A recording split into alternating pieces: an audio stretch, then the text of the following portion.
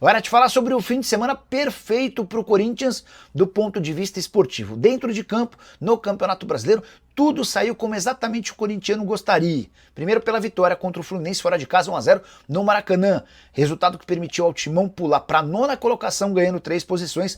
Hoje o Corinthians tem 29 pontos. Depois, na luta contra o rebaixamento, todos os resultados acabaram sendo bons. O Vasco e o Ceará só empataram. O Santos e o Galo também empataram. Internacional, Grêmio, Vitória e Juventude perderam.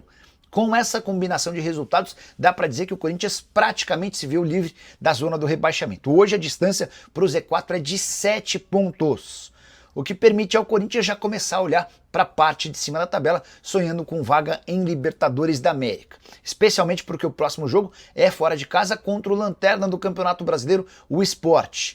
Se o Corinthians for capaz de vencer o Sport na Ilha do Retiro, vai diminuir ainda mais a diferença para o G6. Hoje ele está a 6 pontos do Botafogo, que é o 6º colocado. Vale a lembrança de que ainda há a possibilidade desse G6 virar um G7 ou talvez até um G8, aumentando as chances de classificação para o Alvinegro. Pergunta que eu deixo para você. Dá para confiar que o Corinthians já não briga mais contra o rebaixamento e pode sonhar com coisas mais altas? Use o espaço para comentário e registre a sua opinião, beleza? Quero falar agora sobre a melhor fase de Dorival Júnior com a camisa do Corinthians. O timão do treinador venceu o Fluminense por 1-0, mesmo com vários problemas. Eram 7 desfalques para o jogo no Maracanã. Vitória por 1-0 com um gol de Mateuzinho, embora o árbitro no primeiro momento tenha atribuído o gol ao André Ramalho, que não tocou a cabeça na bola para fazer o gol.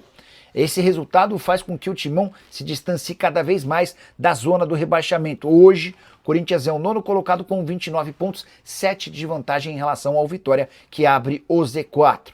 Importante registrar ainda que nos últimos 5 jogos, o Corinthians tem 4 vitórias e 1 empate. O único jogo em que ele não venceu foi um empate contra o Palmeiras, numa partida em que deixou ótima impressão para o torcedor alvinegro. Os outros 4 triunfos contra Fluminense, Atlético Paranaense e Vasco, todos fora de casa, além da vitória contra o Atlético Paranaense dentro de casa pela Copa do Brasil. Nesses 4 jogos, o Corinthians não levou gols contra a Fluminense e nas 2 partidas contra o Atlético Paranaense, num claro crescimento do sistema defensivo. Dorival Júnior, que correu enorme risco de demissão há algum tempo atrás, havia escapado dessa demissão com a classificação do time para as semifinais da Copa do Brasil. E agora começa a ganhar ainda mais moral e elogios por parte até de torcedores. Para arrematar sobre o Corinthians, registrar que o próximo jogo do Timão é contra o Lanterna Sport na Ilha do Retiro. E uma vitória, além de acabar de vez com qualquer possibilidade de rebaixamento, ainda coloca o Corinthians sonhando com vaga em Libertadores da América via Campeonato Brasileiro. Hora de falar sobre o Corinthians e uma nova joia que vem sendo lapidada há pelo menos 2 meses por Dorival Júnior e mostrou seu cartão de visitas nesse sábado na vitória alvinegra por 1-0 contra o Fluminense no Rio de Janeiro. Me refiro a André Luiz, volante de 19 anos de idade. Dorival, desde que chegou ao Parque São Jorge, se encantou com esse atleta e resolveu dar bastante atenção para ele nos treinos antes de promover sua estreia. O André foi relacionado por uma partida do time principal pela primeira vez nesse sábado e entrou no intervalo quando Corinthians e Fluminense empatavam em 0-0. E apesar da novidade, dá para dizer que o André Luiz se sentiu super à vontade, chegou a dar chapéu no adversário no meio campo e deixou excelente impressão. Volante muito forte, de enorme capacidade física, de bons movimentos, que lembra nos seus melhores momentos o Jusilei, jogador que já fez sucesso em vários clubes brasileiros. Atleta que antes de chegar ao time principal já teve seu contrato renovado, aquela lição de casa básica que o Corinthians nem sempre faz. O jogador tinha um salário de R$14 mil por mês, ou seja, sua multa era de apenas R$28 milhões.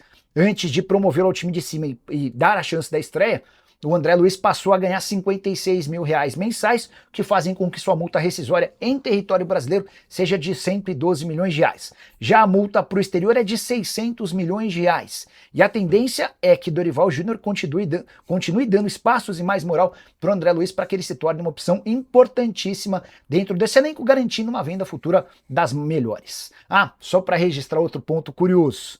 Corinthians Sub-20 tem feito vergonha, chegou a correr risco de rebaixamento, sempre distante de títulos, com exceção à Copa São Paulo de Juniores, certo?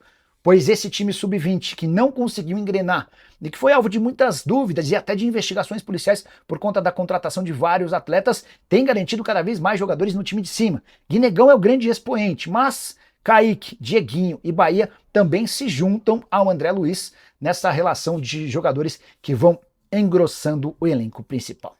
Vitor Neiva, Nicola, vi um canal no YouTube que o Gabigol pode ir para o Corinthians no ano que vem. Vitor, eu acho que essa chance só existiria se o Memphis Depay fosse embora, tá? O Memphis custa cerca de 6 milhões de reais por mês. Existiram algumas sondagens, alguns movimentos do Real Oviedo e do Pachuca, ambos clubes do mesmo grupo, o grupo Pachuca, para tentar contratá-lo. Também especularam ele na Turquia, mas a verdade é que para o Memphis sair do Corinthians precisaria ser um negócio muito bom, que não apareceu. E o Memphis custa caro, é um pacote de 6 milhões de reais por mês, é um pacote para poucos clubes no mundo, né? E os caras não costumam investir em jogador veterano, mesmo com o Memphis tendo se tornado, na última semana, o maior artilheiro da história da seleção holandesa. Então, com a permanência do Memphis, eu acho que é meio inviável a contratação do Gabigol. Se o Memphis fosse embora, aí a coisa mudaria, tá? Guilherme Lavez, boa noite, Nicola. Caso o Lodge consiga a rescisão, ele pode se apressar para derrubar o Corinthians pode ser... O Lodge já falou que quer jogar. Ele é corintiano fanático, tá? Ele é torcedor fanático do Corinthians. Mas, cara, o Lodge é um cara que vai custar, sei lá, no mínimo 1,5 milhão, 2 milhões de reais por mês. E o Corinthians hoje não está conseguindo fazer aquela quitação com o Santos Laguna, né? De 41 milhões de reais. Gui, eu não criaria esperança em relação a isso, não, tá? Sendo bem sincero. Queria registrar também que o próximo jogo do Corinthians é contra o Sport, fora de casa. O Sport tem melhorado, mas imaginar o Corinthians vencendo mais uma vez não é maluquice. E com uma vitória contra o Sport, aí o Corinthians encerra de vez essa história de rebaixamento e já começa a pensar até em Libertadores da América, por que não, né? Em que pé está o caso de transferência do Transferban no Corinthians, últimas sem novidades. O Corinthians meio que desencanou de pagar o Santos Laguna por agora. E a alegação, a demora, a mudança na postura tem a ver com o fato de os caras não terem mais nenhuma pressa. A janela de inscrições só reabre em janeiro, então esse transfer ban, nesse exato momento, não assusta, não causa nenhuma preocupação, tá? Alguma quente no meu timão hoje? Hora de falar sobre o Corinthians, mais especificamente sobre o Romeu Tuma Júnior. É que o presidente do Conselho Deliberativo disse publicamente que o Corinthians deveria cogitar a possibilidade de dar um calote em relação à dívida do estádio. Você sabe que o Corinthians precisou de um financiamento para a construção da Neoquímica Arena. Esse financiamento, mesmo com a ajuda da torcida, que acabou arrecadando mais de 40 milhões de reais, essa dívida hoje gira na casa dos 700 milhões de reais, com juros astronômicos. O Corinthians chega a gastar 100 milhões de reais por ano, apenas com parcelas e pagamentos de juros que já venceram. Pois bem, olha o que disse o Romeu Tuma e diga se você concorda. Abre aspas para ele: não temos dinheiro, temos que resolver o problema do estádio na Caixa. Tem que trocar o fundo que está administrando o problema todo. Senão, para de pagar o estádio. Vai pagar as dívidas que temos, que são mais urgentes para evitar bloqueio. Parar de pagar e acabou. Começa por aí. Temos que buscar uma solução porque não temos dinheiro. Coloquei esse tema em discussão porque eu gostaria muito de ouvir a sua opinião através do espaço para comentário. Você concorda com a afirmação do dirigente? Você acha que haveria uma outra possibilidade de buscar alternativas? Ao que eu percebo, o presidente do Corinthians, o Osmar Stabile, pensa diferente em relação ao presidente do Conselho Deliberativo, embora é importante que se diga que o Romeu Tuma Júnior tenha bastante influência em relação ao Stabile. Mas nesse momento o presidente do Corinthians pensa em buscar uma parceira para os name rights, alguém que possa arrecadar e garantir mais dinheiro ao Corinthians do que o atual contrato de 15 milhões de reais por ano que é pago pela Hypera Pharma, a empresa que administra a Neoquímica. O sonho do Corinthians é em arrecadar mais ou menos 50, 60 milhões de reais por ano. Essa grana já seria importante com name rights para o abatimento da dívida em relação ao estádio. Quero falar agora sobre Breno Bidon, que foi alvo recentemente de várias especulações. E eu queria atualizar vocês sobre tudo o que aconteceu com o volante corintiano nessa janela de transferências. Primeira proposta que o Corinthians recebeu pelo Breno Bidon nessa janela foi do PSV da Holanda. Operação que geraria na casa dos 9 milhões de euros, prontamente negada. O Fernando Brito, que é o representante do Marcos Leonardo e também do Breno Bidon, tem excelente relação com o pessoal do Benfica, que o procurou para perguntar se o Breno Bidon não poderia ser o reforço que o Benfica buscava para essa função de meio-campista antes da contratação do Richard Rios. O Benfica acenou com 12 milhões de euros e o Fernando explicou que o negócio poderia começar a acontecer se o Benfica chegasse a 15 milhões de euros. Essa proposta nem foi apresentada porque o Richard Rios acabou contratado. Então dá para dizer que o Benfica acenou com 12 e não passou desse valor. Mais recentemente, o Neon entrou em contato para buscar informações, para entender quanto seria necessário para a contratação do Breno Bidon.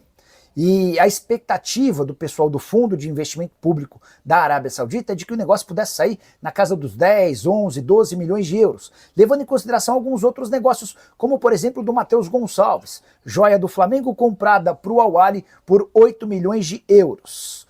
Quando os representantes do Bidon disseram que por 11, 12 milhões de euros não haveria chance de acordo com o Corinthians, a coisa acabou esfriando. O Corinthians exige nesse momento algo na casa dos 20 milhões de euros, embora aceite começar a conversar por propostas na casa dos 15 milhões de euros.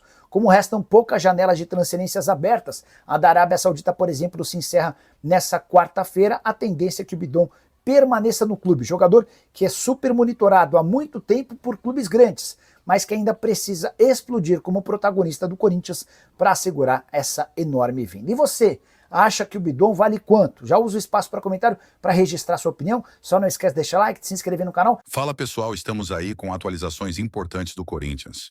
Se inscreva e ative o sininho para receber mais atualizações do Timão.